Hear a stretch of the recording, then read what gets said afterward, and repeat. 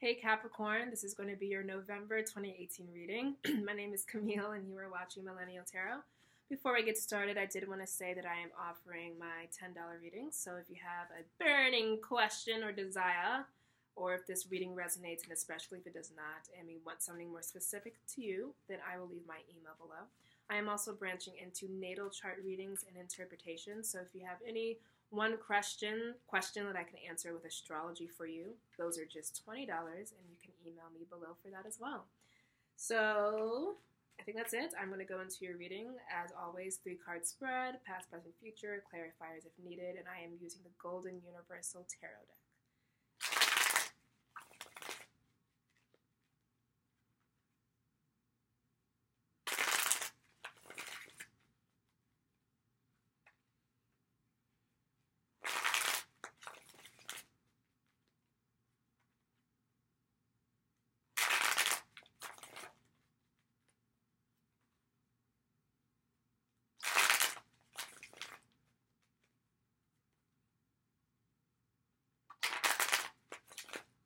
One more time.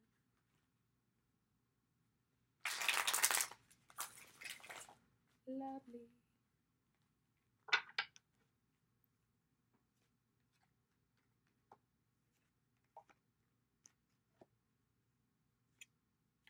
Almost immediately, you guys had the same exact reading as Cancer, your opposing sign. A lot of stuff is happening on that Cancer and Capricorn axis, so I'm not surprised. Mirror energy, right? And it's the same kind of story, maybe a little inverted. So let's talk about it. We're coming into this reading with Major Arcana Leo. This is the Strength card. Let me move in here into the present position of the 6 of Pentacles. And then we move here to another 6 card. This one is the 6 of Cups. And then we have a bottom of the deck energy, anchoring energy of the Queen of Wands. Okay. Oh. I'm getting the distinct impression that Capricorns are really after something. And you want balance, and you want reciprocity, and you want equal give and take, partnership, both in business, life, health, money, whatever the thing is for you. And you're kind of settling. Either you're settling or you're completely detaching because the thing isn't here for you yet, and you're not confident that it's going to come.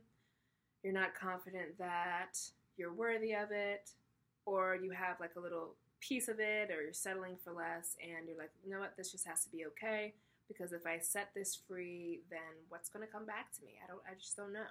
Like, am I worthy of it? And let's talk about Venus retrograde really quickly, especially because of the 6 of Cups. Venus retrograde pulls us back into investigations of our past, especially as it has to do with love relationships. And we have very clearly here a card of cups and a card of nostalgia, card of emotion. So this is a theme for a lot of people. There's a lot of recalibration happening now, and it's going to be happening until about mid-November when Venus clears her shadow and starts moving forward. I don't know if she'll clear her shadow, but she'll start moving forward. So this is now a time to really think about how you are valuing yourself with the relationships that you are allowing to have in your life, that you are allowing to stay in your life. So let's talk about the Strength card. The Strength card is Major Arcana Leo. So just like with Cancer, this could have all started around Leo season, especially around the lunar eclipse at Aquarius on July 27th, 26th. It could have set off this entire narrative for you. So really, just like Cancer, I want you to look back and kind of see how it started then, or see what themes were happening then and how they've been carried forward into the present. The Strength card also only comes up when we had to require some strength. And things usually only require strength when they're not going so well. And just like the metaphor I use for Cancer, I use for you. Strength, how do we embody that with our muscles? And the way that we become stronger is to stop things from falling down. We lift things up. That's how we create strength. So there were some things in your life that were falling down, and the only way to kind of maintain was to continue to lift, continue to use strength, which both is exhausting and is adaptive, because now we're stronger in those places. So the strength card really coming up to say, this beast in your life, the lion in your life, which is this card represents, those untamed and wild things, the things that are scary, the things that are ferocious, that we're trying to control, we're trying to lift, we're trying to, could have been a juggling act for some. Those things become less scary when we change how we are functioning on the inside. So there's this tendency when something bad is happening to want to control it. And to use the metaphor of the lion, because that's what's coming up here, we can beat a lion into submission, we could chain it up, we could hurt it. That is not going to make it go away. That's not going to make it weaker, it's going to make it worse. So the strength card really coming up to say the only way to tame this beast is to become peace within yourself first, and then be in awe of how all your outer surroundings then change as well. So the only way to tame the lion, to get these things that are scary in check, is to get ourselves in check. And from that peace and that healing and that alchemy, and from that center of stillness, everything out here then becomes a center of stillness as well. And we're able to deal with it, just like the strength card. The lion comes to her and bows down to her. That is your strength here. And then we move into this place of Six of Pentacles, which is a card of balance. And just like with Cancer, some of you are like, oh, I got the strength going. This is a huge asset. I got it. And now this is the card of austerity. Now I can give of myself. And some Capricorns, this will be you, because Capricorns tend to get lost in service or career or money or some business thing, or just things that are appreciable and we can mount over time, like money or building, and tend to not really care about the emotions and to kind of overcompensate in the area of career. So that could very well be, the Six of Pentacles coming up here. But honestly, just like with Cancer, I think that most Capricorns are on their knees here begging for scraps. Begging for the lion. Just be okay. Like, just lion, just like stay over there. Like, please. Instead of coming from this place of power where you direct the lion because you are empowered, you are in control. And instead, you're giving away your power to these outside circumstances, hoping that they will bring you into balance. Hoping that the person will bring you into balance. Hoping that if you get the job, you'll bring into balance. When you hitch your emotions and your well-being onto any outside thing that has to happen, like if that does not happen, I will be sad. You are just at the whims of life. You are not in control. You're here just getting a little crumb here, getting a little crumb there. Someone else is holding the scales. You're not holding the scales. That means you're forever in the hands of someone else. You're forever at the whims of someone else. You are only in balance if things are going perfectly right. Don't do that. Take your power back. Things in life are going to happen. You still have to be a pillar of strength. You have to get it together here. You cannot rely on any outside outcome, outside person, outside thing, outside validation to put you in balance. And that is the lesson that November is here to teach you. It truly is. Venus retrograde. Recalibrate your self-worth. Don't give it to other people. That's also like kind of what this guy's doing, giving away to other people, throwing yourself off balance because you're giving too much. Where are you giving too much? To people who don't deserve it. And that's the theme here. We let into our lives the people and situations that are worthy of us. And if you're begging for scraps, that's a surefire indication that that person is not worthy of you, if you're giving them all of your freaking power. And some Capricorns are in this depleted state, where we have Saturn in Capricorn, we have Pluto in Capricorn, Mars is in Capricorn for a very long time, the three harshest planets. You guys are depleted. You guys are on your knees selling for scraps because you think that is all you can ask for. You think that's all you deserve. No. No. That story is over. That's canceled. You take your power back when you put your own self back into balance. You don't need anything to put you, to validate you, to tell you you're pretty, to tell you you're worthy, to tell you you're smart, to tell you you're talented. No. And so that is what November is going to invite you to do, to put your own self back together, regardless of what's happening up here. And just like with Cancer, is the Strength card in the past because you've forgotten how strong you are? Are you moving away from this in a way like, oh, okay, I remember that. I remember who I am. I remember the strength. I'm going to let this anchor me. Or are you moving away from it because you're like, I don't know who that person is or how to access that anymore? Dealer's choice.